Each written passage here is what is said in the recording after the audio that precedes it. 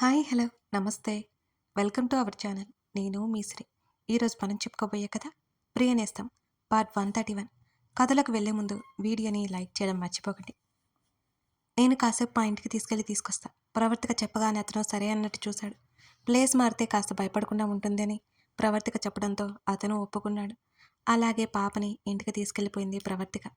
మల్లిక అక్కడి నుంచి కదలనే లేదు. ఆమె హేమంత్ వైపు చూసింది.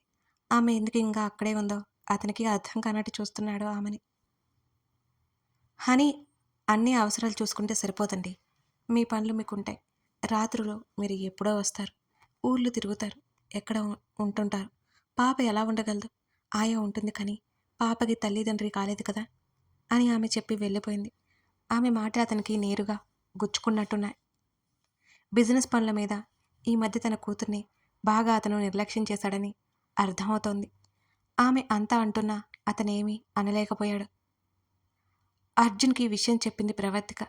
రక్షక్ కూడా హనీని చూసి బాధపడింది. ఇవాళ వద్దులేండి, మనం రేపెళ్దాం. ప్రవర్తిక చెప్తుంటే అర్జున్ కూడా సరే అన్నాడు. అక్క, పెద్దమ్మ వాళ్ళు మళ్ళీ ఊరు వెళ్ళిపోతారు కదా, నేను ఇక్కడ ఉంటానులే, మీరు వెళ్ళండక్క అని హనీ అంటున్న మల్లిక మాటలకి ఇద్దరూ చూశారు. వద్దే, నీ వల్ల కాదు, ఏం కాదులే, మేము రేపు ఎప్పుడైనా వెళ్తాం అని ప్రవర్తిక చెబుతుంటే మళ్ళీ పెద్దమ్మ వాళ్ళు ఎప్పటికో కదా వస్తారు. అక్క, వెళ్ళిరండి మీరు. రక్ష కూడా దిగులుగా అయిపోతుంది. చూడండి, వెళ్ళి త్వరగా వచ్చేయండి, నేను చూసుకుంటాను కదా, ఆయా కూడా ఉందిగా, మీరెందుకు ఆగిపోవడం, వెళ్ళండి అక్క అని మల్లిక మరీ మరీ చెప్పడంతో పాపం వాళ్ళకెవరూ లేరు. ఏదైనా ఇబ్బంది అయితే నాకు వెంటనే ఫోన్ చేయవే, జాగ్రత్త మరీ మరీ చెప్పింది ప్రవర్తిక. మల్లిక సరే అని పక్కనే కూర్చుంది. వాళ్ళు వెళ్ళిపోతూ అర్జున్ వాచ్మెన్ కొన్ని జాగ్రత్తలు చెప్పి వెళ్ళిపోయారు. హనీని ఎత్తుకుని తన గదిలోకి తీసుకెళ్ళిపోయింది మల్లిక. హనీ నిద్రలో ఒక్కసారిగా ఉలిక్కిపడింది. లేచి గట్టిగా అరిచింది.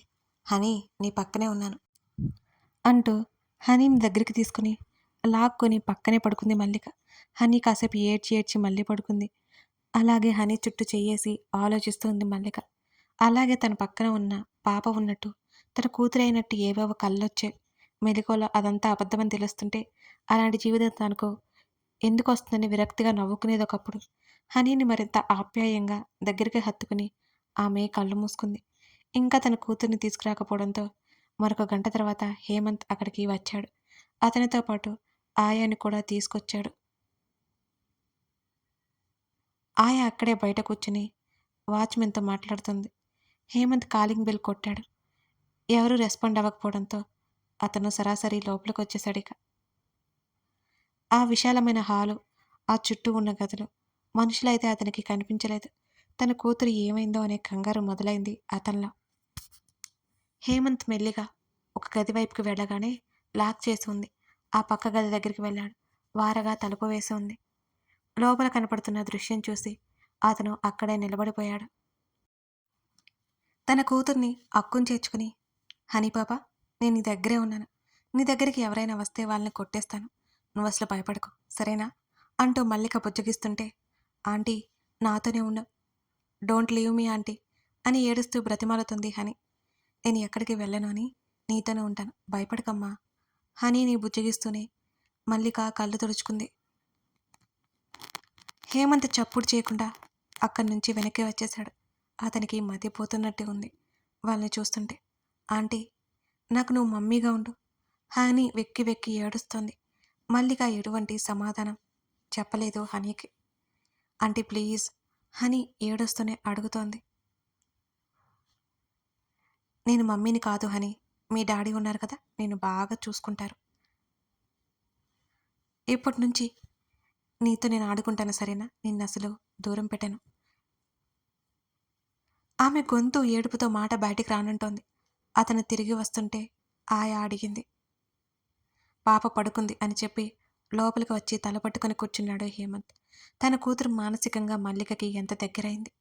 అంతేకాదు, ఇన్ని రోజులు ఒంటరిగా పెరిగి తనకి మల్లిక లాంటి అమ్మ ఉంటే బాగుండేదని ఊహించుకుంటోందని అతనికి మెల్లిమెల్లిగా అర్థమవుతోంది.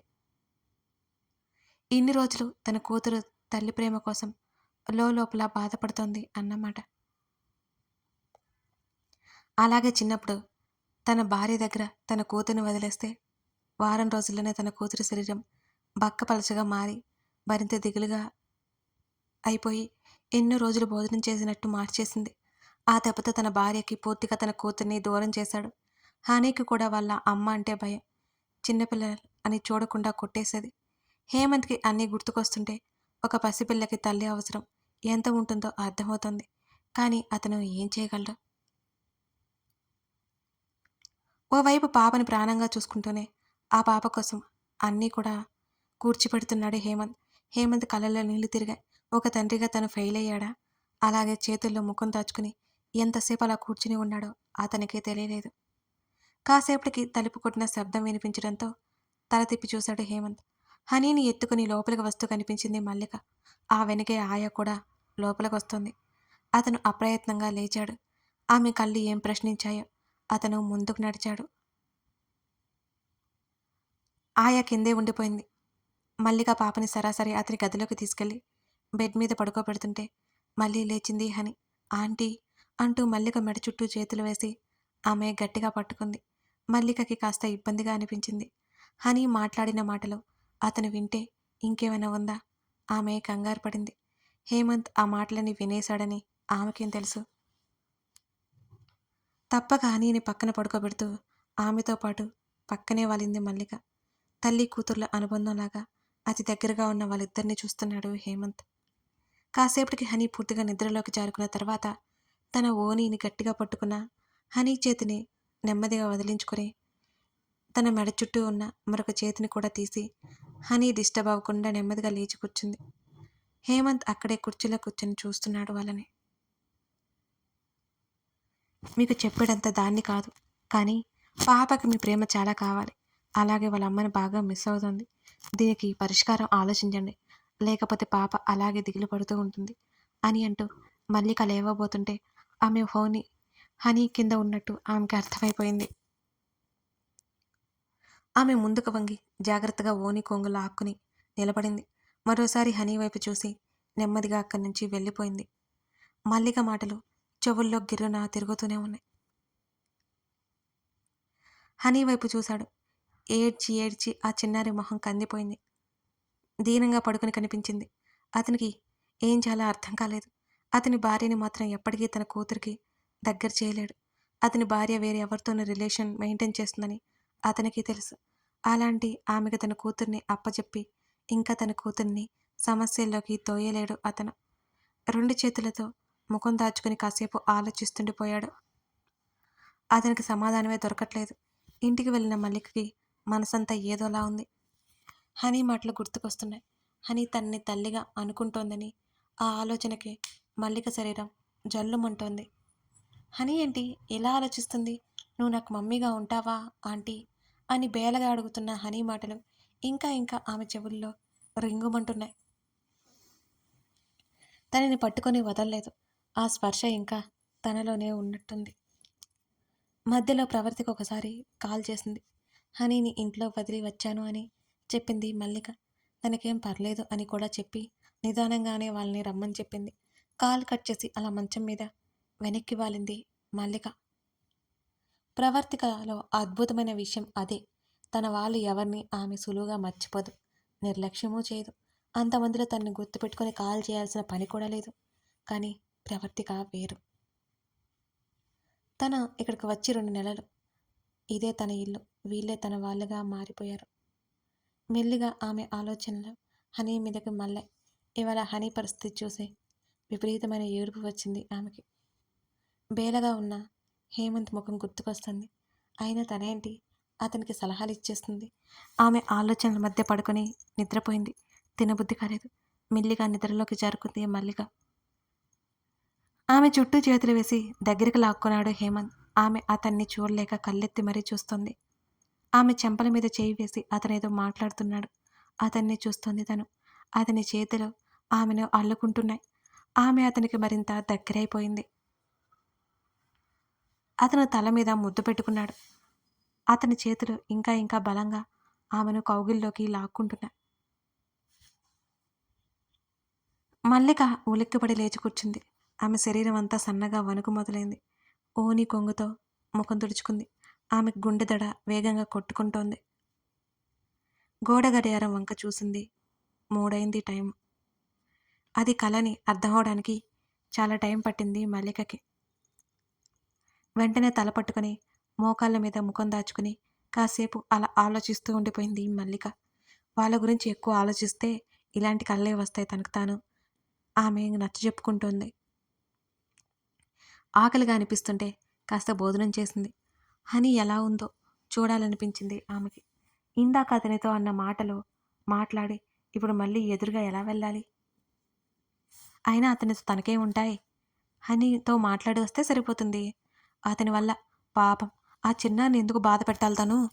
అనుకున్నదే తడవుగా ఆమె లేచి ఎదురింటి వైపుకి నడిచింది మల్లిక. నెమ్మదిగా ఆ ఇంట్లోకి ప్రవేశించింది మల్లిక.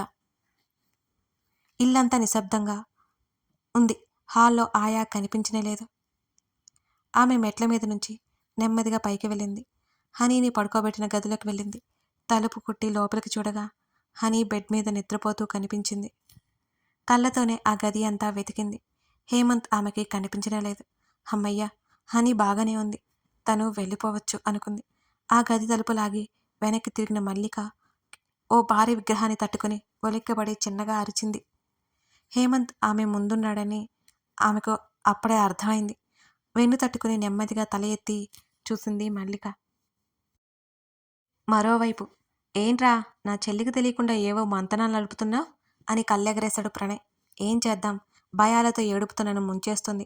అర్జున్ ఫోన్ పాకెట్లో పెట్టుకుంటూ చెప్పాడు. వాట్ హ్యాపెండ్ రా బావా అని అడిగాడు ప్రణయ్.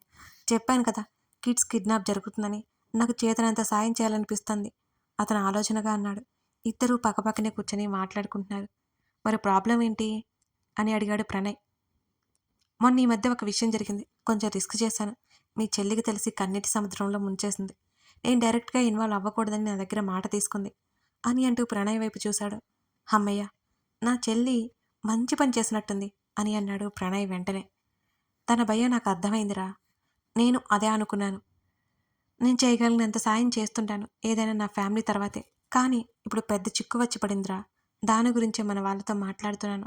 మన ఆశ్రమంలో ఉన్న పిల్లలకి ఎటువంటి రిస్క్ ఉండకూడదు. అలాగే క్యారెక్టర్ కూడా కరెక్ట్గా ఉండాలి. ఇంకా అలాంటి వాళ్ళు కావాలి. చూడు, పిల్లలు పెరుగుతున్నారు కదా, కొందరు కావాలి అని అర్జున్ అన్నాడు.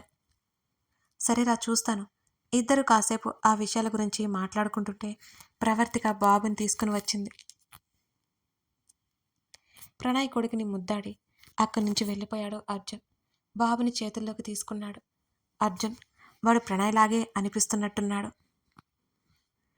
వీడు నీ అన్నగాడిలాగే ఉన్నాడే. అర్జున్ వాడి చెంపని బొట్న వెలితో తడుముతూ మాట్లాడుతున్నాడు. అవును, కానీ నాకు కూడా మీ పోలికలతో ఒక బాబు పుడితే బాగుండు అనిపించింది. ఆమె మూతి తిప్పుతూ చెప్పింది అతనికి. ఇంకోసారి మూతి తిప్పావంటే ముద్దు పెట్టేస్తాను. ఆ మాటకి టక్కున పెదవులు లోపలికి లాక్కుని చుట్టూ చూసింది ప్రవర్తిక. ఏం మాట్లాడుతున్నారు మీరు? ఎక్కడ ఉన్నామో చూసుకోండి కొంచెం అన్నది కోపంగా. అతను నవ్వేశాడు. ఇక ఎప్పటికీ జరిగిన దాని గురించి ఆశపడ్డం అనవసరం. అతను చెయ్యి అలా ఆమె చెంప మీదకి చేరి మళ్ళీ వెనక్కి వచ్చింది. తెలుసు, కానీ అప్పుడప్పుడు అలా అనిపిస్తుంటుందండి అంది ప్రవర్తిక. అతను ఇంకా విషయాన్ని పొడిగించలేదు. ఆ బుజ్జిగాడు కళ్ళు వెడల్పు చేసి అర్జున్ వైపే అలాగే చూస్తున్నాడు. ప్రవర్తిక అది చెప్పి నవ్వుతోంది.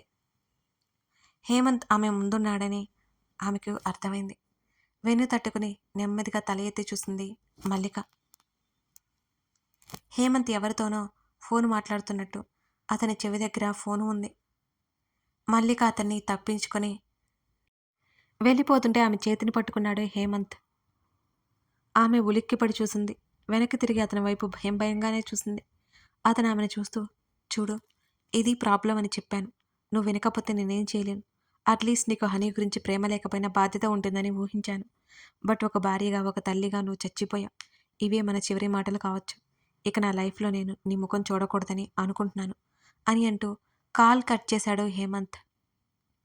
ఆ మాటలు వింటుంటే అతను ఎవరితో మాట్లాడుతున్నాడో మల్లికాకి సూచాయిగా అర్థమైపోయింది.